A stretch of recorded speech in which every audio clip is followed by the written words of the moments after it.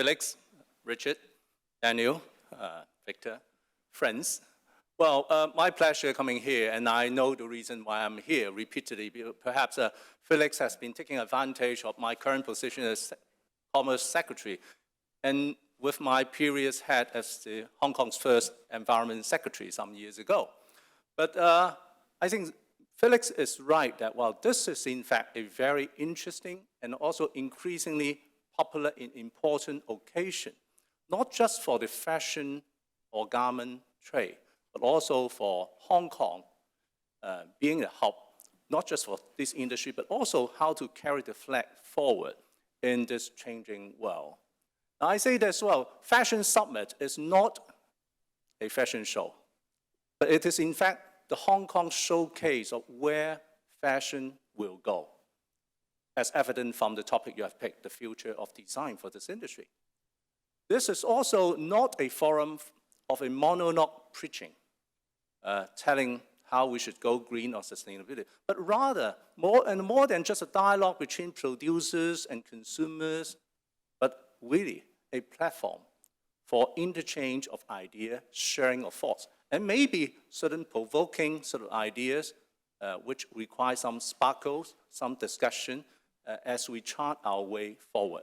And I think these two observations of Fashion Summit is best underlined, unfortunately, by very small print in the logo. I almost missed it. In fact, under the label of Fashion Summit, the most important thing is, in fact, the subtitle there, Asia's Sustainable Fashion Event. I think that's where we have achieved over the past 4 years. And that was, in fact, the very reason that, well, my bureau and also my department, Create Hong Kong, has been the lead sponsor of this event, because this is what Hong Kong should chart ourselves for the future. But this could not have been done without all the brand names you have seen on the other side of the screen. But more interesting, I think this is not just the who's who in the industry, but also all the stakeholders, including academias, including sort of non-government agencies, including some of the green groups, some of the friends of Daniel's with WWF, with whom that I have interacted very frequently in the past years in a different capacity. But I believe at this time today, this is a very unique form of dialogue today. Last year, we have gone online entirely. This year, we are back to sort of a halfway, online and offline. So one would quickly recognize that, well, event like this is being affected by the disruptive forces. COVID do have a lot of impact on fashion, on garment, on production, and also on consumption. Now, that's the first disruptive force in front of us. But interestingly, I think, contrary to people's belief, while we travel less, we are homebound, some cities are being locked down. But actually, if you look at the consumption figures, particular consumption of consumable, including garment or fashion, it doesn't come down at all. So the question is this being sustainable? Well, people travel less, but they still shop quite a lot. Well, of course, in a capitalistic economy, people do encourage consumption. But I think COVID-19 also disrupt not just the consumption pattern, but also other aspects which affect fashion, including, say, the material reuse. Because long gone are the days fashion is just a piece of cloth on your body. In fact, from the material, from nanotechnology to sensory material, we're now talking about whether fashion or clothing can also be our protective gear as we continue the way back to normality, or halfway, how are we going to cope with it? So besides material, it's also the usage. These days, we seldom sort of go out, although I still wear my uniform. But I know a lot of friends tell me that, well, if you go online, you can sort of forget about half of your fashion on screen. The usage differ. The usage do differ. And more importantly, it's also the disposal. With that consumption goes on, how are we going to dispose a product, consumable that we are having? So COVID do bear a very strong force on this, including every piece of mask that we are wearing. While they protect the maximum protection, could they be designed better? Could they be fit into everyday use? Can they be sort of mingle with all other sort of costume that we are putting on our body.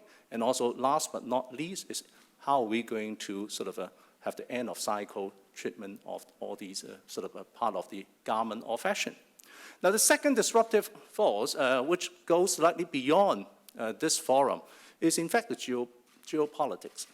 I need to bring this up because, well, 2 years ago, we were thinking, well, because of the trade war, the trade tariff, it might divert or disrupt trade pattern. At that time, I was seeing a lot of friends in the garment industry saying that, well, they need to move somewhere, going after cheaper places for production. But actually, after 2 or 3 years of the consequence of those tariffs, I do not see necessarily that pattern go on. Now, while that might be chasing after cost, but actually the supply chain has been undergoing quite a lot of stress. And it comes back to the more sort of organic, intertwined element within that supply chain. That I do not see a mass exodus of production line from one place to another, simply because of tariff. Quite the contrary. I think a lot of consumers bear the brunt in sort of absorbing the very high cost of tariff, and also including a very high logistic cost involved. People in the trade, producer side tells me that, well, the container fees are on the rise. Now, to what extent does a trade policy, trade disruption affect the supply chain? And to the extent of affecting, say, the future of fashion, I really don't know. That would be yet to be seen.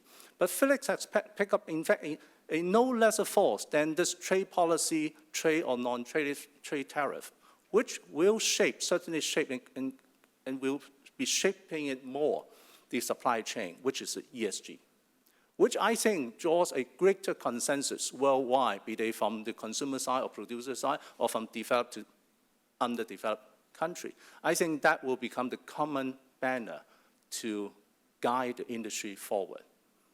Because, well, we all know how important is the environment, the long-term sustainability, and how we can put all this into our production as well as sales. And as I mentioned in the beginning, it's not just the consumption, but also the end of cycle sort of treatment. Now, ESG will certainly be a very important subject. And also, it is not just an obligation or compliance, but also open up new opportunity.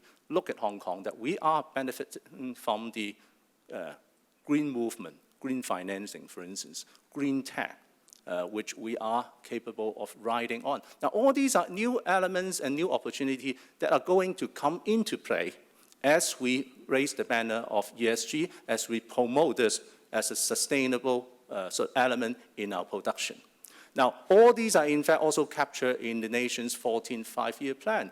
While a lot of attention on the 14th five-year plan will look at how Hong Kong features, but I would always encourage people to read the 14th five-year plan in its totality, particularly in the nation's national strategy of going green, setting ourselves a sort of very ambitious aim on achieving carbon neutrality, and also sort of playing our part as an international player, and Hong Kong should be no exception. So with all this remark, I believe, well, this 2 days program in its fourth time will provide yet another opportunity that does not only give us the opportunity to think, to reflect, to argue, to debate, but also to feature Hong Kong that, although a small city, but we have a bigger role that we can perform in this changing time. So with all this remark, I give a big applause to the organizer for having this summit, and I would congratulate its success in the coming 2 days. Thank you.